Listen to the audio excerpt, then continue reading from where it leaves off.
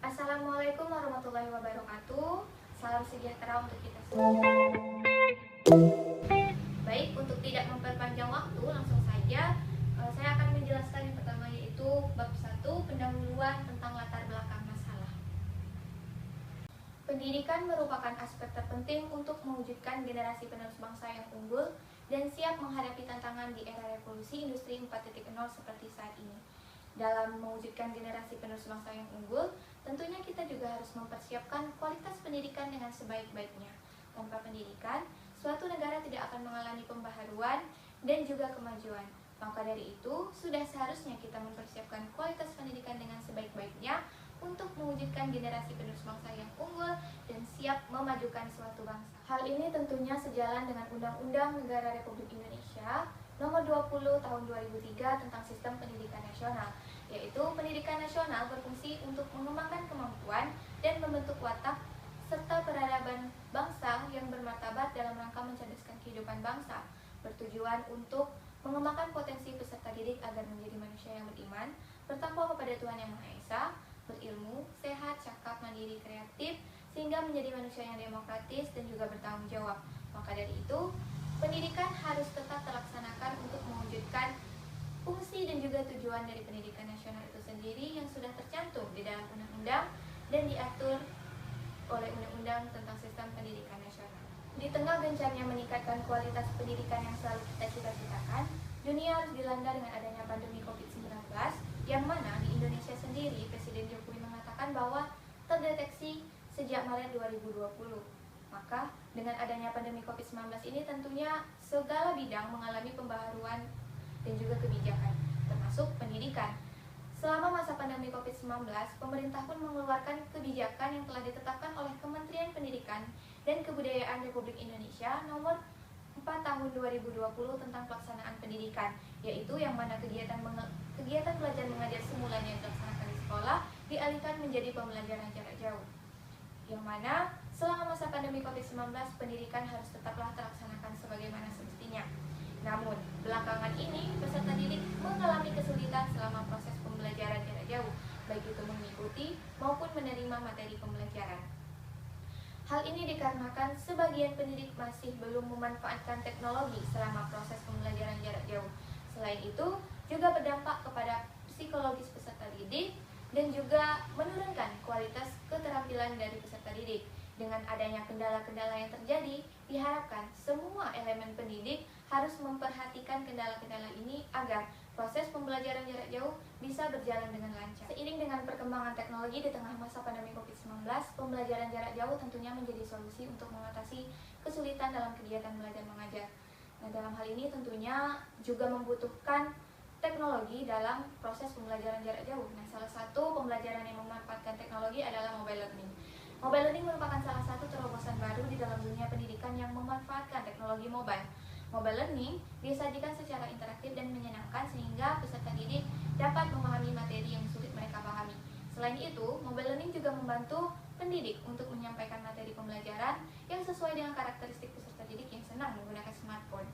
Dan juga mobile learning ini dapat memicu daya tarik peserta didik, memotivasi peserta didik untuk fokus pada setiap materi pembelajaran, termasuk matematika. Matematika merupakan salah satu mata pelajaran yang penting untuk diajarkan kepada peserta didik. Di matematika ini, peserta didik akan diajarkan tentang menata penalaran. Namun, dalam mengimplementasikannya, matematika seringkali dianggap sebagai mata pelajaran yang sulit untuk dipahami. Hal ini disebabkan karena kurangnya peranan peserta didik dan juga peserta didik hanya menerima ilmu saja yang disampaikan oleh gurunya. Selain itu, salah satu pokok bahasan yang sulit dipahami oleh peserta didik adalah program linear.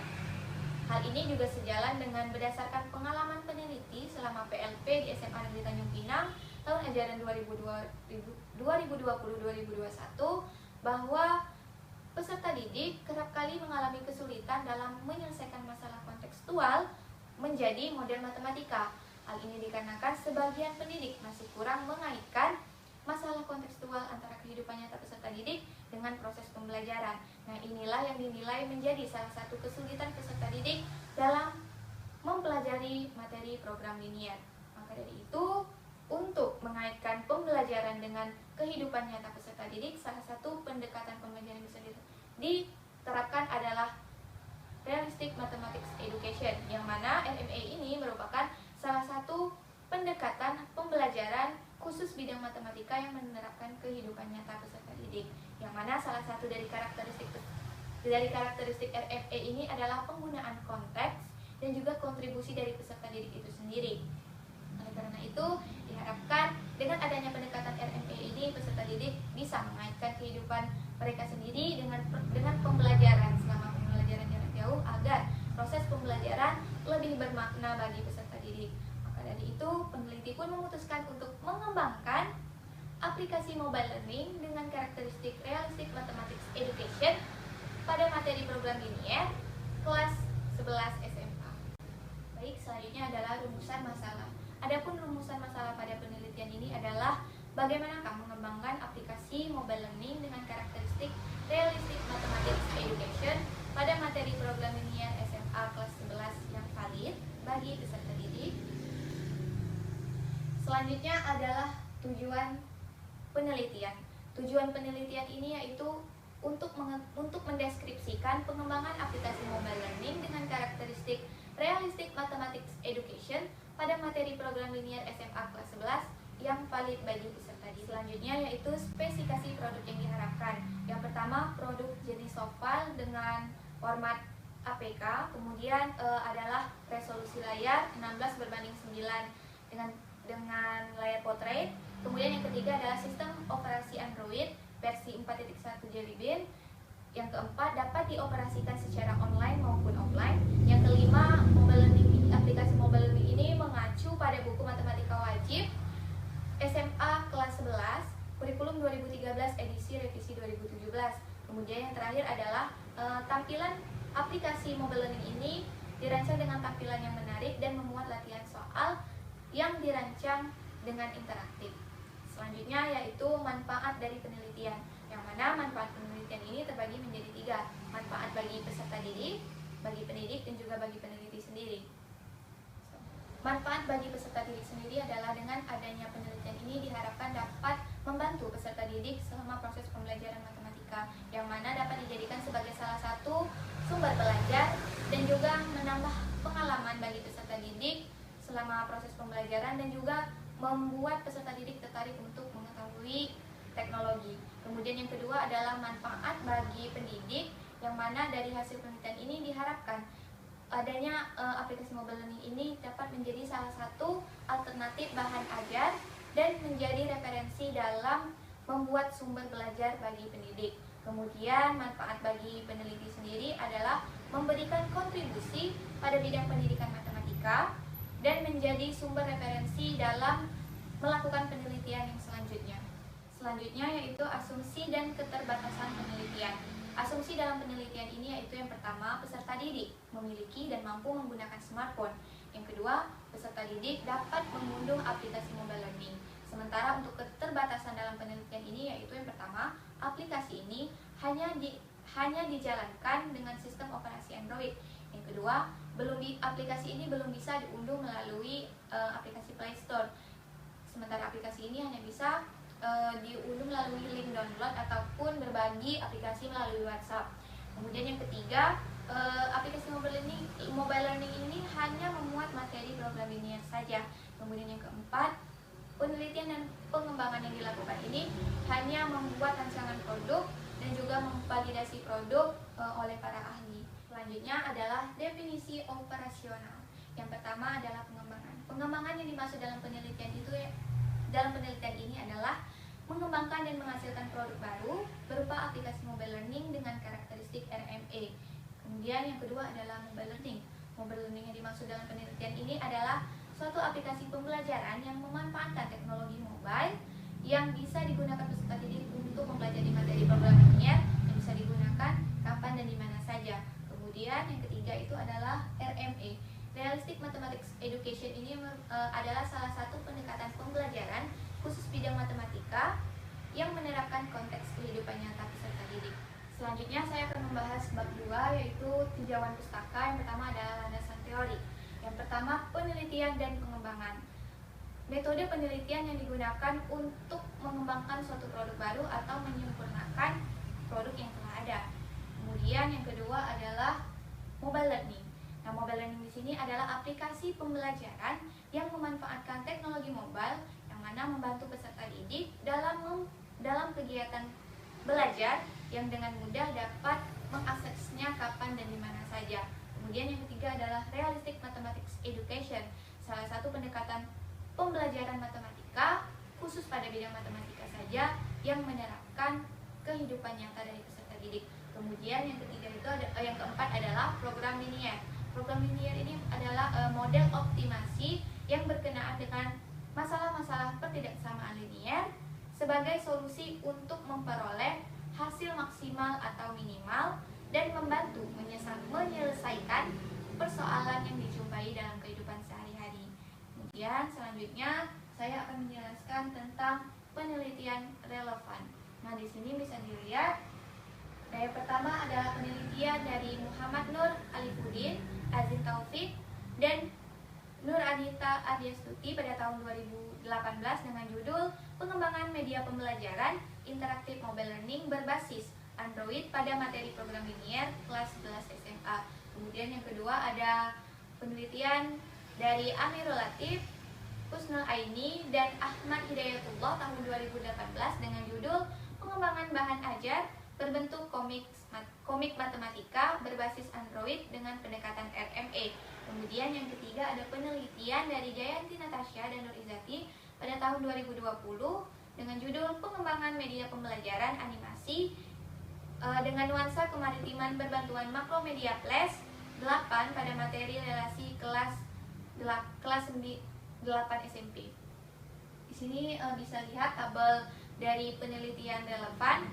Kemudian dari penelitian relevan dan juga penelitian yang dilakukan ini, adapun persamaannya secara umum adalah sama-sama menggunakan jenis penelitian R&D. Sementara perbedaan antara penelitian relevan dengan penelitian yang akan dilakukan adalah pada jenis produk yang akan dikembangkan. Selanjutnya yaitu kerangka berpikir. Berikut adalah kerangka berpikir yang saya buat, yang mana keadaan awal di sini adalah pemanfaatan teknologi dalam proses pembelajaran jarak jauh akibat pandemi COVID-19 masih kurang optimal. Kemudian minimnya penggunaan konteks yang berhubungan dengan kehidupan nyata peserta didik dalam proses pembelajaran, sehingga peneliti memutuskan untuk mengembangkan aplikasi mobile learning dengan karakteristik RMA yang mana dibagi menjadi 3 tahap. Yang pertama ada tahap analisis, yaitu di sini akan dilakukan analisis materi, analisis kurikulum, dan juga analisis kondisi peserta didik. Kemudian tahap yang kedua adalah tahap desain, yaitu akan mendesain produk dengan karakteristik RMA. Kemudian yang ketiga adalah tahap pengembangan. Nah, di sini setelah pembuatan produk selesai, selanjutnya akan dilakukan penilaian teman sejawat dan divalidasi oleh para ahli. Kemudian akan dihasilkan produk aplikasi mobile learning dengan karakteristik realistic mathematics education yang valid bagi peserta didik. Selanjutnya yaitu bab 3, metode penelitian. Jenis penelitian yang digunakan pada penelitian ini adalah jenis penelitian R&D, sementara untuk model penelitian dan pengembangan pada penelitian ini adalah model ED yang dikembangkan oleh Dick and Carey, dan tahapan yang peneliti terapkan hanya sebatas tahap analisis, tahap desain, dan juga tahap development. Kemudian prosedur penelitian dan pengembangan. Yang pertama adalah tahap analisis. Nah, pada tahap analisis ini akan dilakukan analisis kurikulum, analisis materi, dan juga analisis kondisi peserta didik. Kemudian yang kedua adalah tahap desain atau perancangan. Nah, pada tahap ini akan dilakukan menyusun penilaian teman sejawat dan juga lembar validasi para ahli. Selain itu juga memilih format file output dari aplikasi, memilih software apa yang akan digunakan, dan juga memilih bentuk penyajian dari konten dan materi pembelajaran yang sesuai dengan kurikulum. Kemudian yang ketiga adalah development atau tahap pengembangan. Nah, pada tahap ini akan dilakukan uji validasi para ahli, yaitu ahli materi, ahli desain, dan juga ahli IT, serta penilaian dari teman sejawat untuk mengetahui kelayakan dari produk yang dikembangkan. Selanjutnya yaitu uji coba produk. Yang pertama adalah desain uji coba, yang mana tahap uji coba produk ini merupakan tahap pengujian kevalidan dari produk yang dikembangkan. Nah, uji coba yang dilakukan dalam penelitian ini adalah uji coba terbatas dengan mengoperasikan aplikasi mobile learning yang telah divalidasi oleh para ahli serta penilaian dari teman sejawat. Nah, bisa dilihat ini adalah gambar dari desain uji coba produk. Yang kedua selanjutnya adalah subjek uji coba. Nah, semulanya penelitian ini akan dilakukan di SMA Negeri 1 Tanjung Pinang, akan tetapi karena adanya pandemi COVID-19, maka tahap ini hanya sebatas tahap sampai validitas produk saja. Yang kedua adalah subjek uji coba. Pada awalnya, subjek uji coba pada penelitian ini akan dilaksanakan di SMA Negeri 1 Tanjung Pinang, kelas 11 MIPA. Akan tetapi penelitian ini hanya sebatas pada tahap pengembangan saja. Maka dari itu, produk hanya divalidasi oleh para ahli. Kemudian yang ketiga adalah jenis data. Yang pertama ada data kualitatif. Nah, data kualitatif ini berupa komentar, saran, dan kesimpulan dari para validator dalam lembar validasi untuk mengukur kualitas dari aplikasi mobile learning dengan karakteristik RME. Selain itu, data kualitatif ini juga didapatkan dari penilaian teman sejawat. Kemudian yang kedua adalah data kuantitatif. Nah, data kuantitatif ini berbentuk skor yang didapatkan dari penilaian validator dalam lembar validasi aplikasi mobile learning. Kemudian yang keempat adalah instrumen pengumpulan data. Nah, instrumen pengumpulan data itu yang pertama adalah instrumen kevalidan produk. Nah, instrumen yang digunakan dalam penelitian ini adalah lembar validasi para ahli. Bisa dilihat ini adalah lembar kisi-kisi dari para ahli, yaitu ahli materi, ahli desain, dan juga ahli IT. Kemudian yang kedua adalah angket penilaian dari teman sejawat. Berikut adalah kisi-kisi dari angket penilaian teman sejawat. Selanjutnya adalah teknik analisis data.